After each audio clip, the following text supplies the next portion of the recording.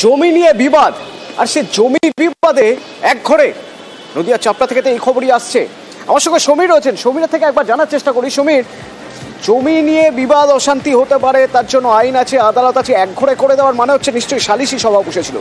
কারা সালিশি সভা বসিয়েছিল আমি সমীরের সঙ্গে কথা বলবো, জানবো। তবে তার আগে অভিযোগটা একবার শোনা জরুরি।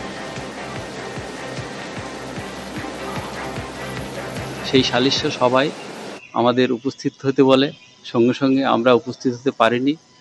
না পারার জন্য ওরা আমাদেরকে একঘরে করে দেয় যে, এবং ঘোষণা করে মাইকে, যদি কেউ এদের সঙ্গে চলাচল করে তাহলে ওদেরকে 5,000 টাকা জরিমানা করা হবে।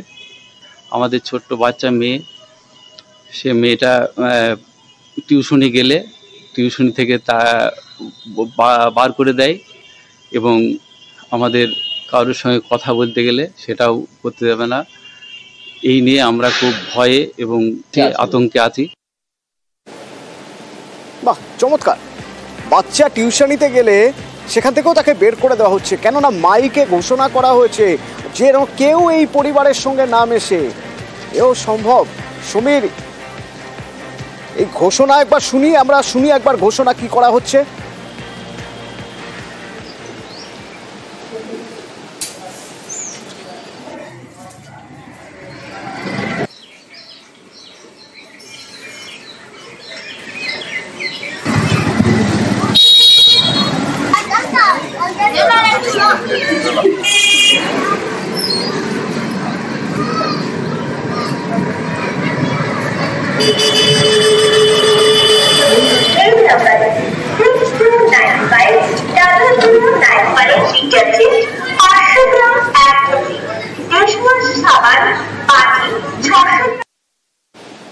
সমীরের সঙ্গে একবার কথা বলবো। সমীর, কারাই মাতব্বর যারা সালিশি সভায় বসিয়ে এরকম একটা পরিবারকে একঘরে করে রেখেছে?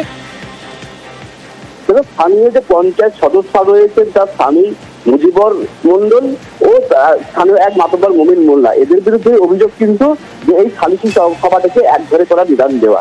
তো স্থানীয় যে মতির মোল্লা, তার যে অভিযোগ, তাদের পাশের জায়গা দখল করে বসবাস করছেন মুজিবর মোল্লা, নজরুল মোল্লা ও মুমিন মোল্লা, এবং অনেকদিন ধরে এই জায়গা দখল করে বসবাস করার পরিপ্রেক্ষিতে তারা আদালতে দ্বারস্থ হয়েছিলেন এবং সম্প্রতি আদালত নির্দেশ দিয়েছে সেই জায়গা খালি করে দেওয়ার জন্য। কিন্তু সেই নির্দেশ অমান্য করে তারা বসবাস করছেন, এবং গত শনিবার এই নিয়েই কিন্তু স্থানীয় পঞ্চায়েত সদস্য স্বামী ও মুমিন মোল্লা সেখানে একটি সালিশি সভা ডাকে, এবং সেই সভা থেকে এদেরকেও ডাকা হয়।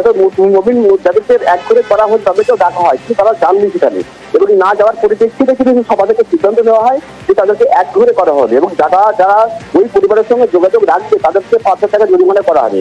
এর ভয়ে কিন্তু গ্রামের কেউ তাদের সঙ্গে যোগাযোগ রাখছেন না, এমনকি তাদের দোকান রয়েছে, যে দোকানে কোনো খরিদ্দার যাচ্ছে না। এর পাশাপাশি তাদের বাড়িতে যে জল সরবরাহ করতেছে, জল দেওয়া হচ্ছে না। তার যে পড়ুয়ারা রয়েছে তাদেরকে গৃহ শিক্ষকরা পড়াচ্ছেন এবং স্কুলের গাড়ি করে তাকে নিয়ে যাচ্ছেন না। এর ফলে কিন্তু চরম বিবাদ করেছে তারা, এবং পুলিশকে অভিযোগ জানাতে তারা ভয় পাচ্ছে যে পরবর্তীকালে যদি আবার হামলা হয়, সেই কারণে কিন্তু তারা ভয় পাচ্ছেন। কিন্তু তারা আমাদের কাছে জানিয়েছেন বিষয়টা, এবং তারা কিন্তু স্বাভাবিক জীবনযাত্রার প্রয়োজনে আবেদন জানিয়েছে। অতটুকু। ধন্যবাদ। যাদের বিরুদ্ধে অভিযোগ তাদের বক্তব্য একবার শোনা যাক। আমাদের নিজের ভাইদের মধ্যে ঝামেলা চলছে, তা আপনারা তোমরা এসে একটা মীমাংসা করো। তা এই অবস্থায় ওরা তো আসেইনি, প্লাস আমাদের একটা হুমকিও দেয় যে তোরা যদি এরকম বাড়াবাড়ি করিস বা আমাদের জোর করে নিয়ে যাওয়ার চেষ্টা করিস তাহলে আমরা তোদের সাথে নামও কেস করবো।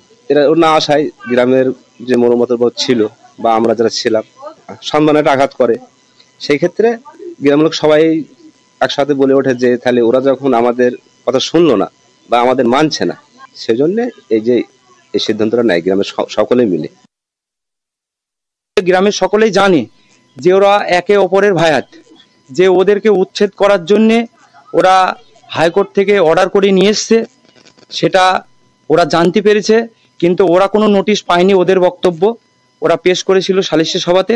এই জিনিসটা মানুষ অত তার বোঝে না যে কোনটা বৈধ কোনটা অবৈধ, সেইভাবে এই সিদ্ধান্তটা নেয়। ওরা আমাদের সাথে চলছে না, আমরা ওদের সাথে চলবো না, এটাই ব্যাপার।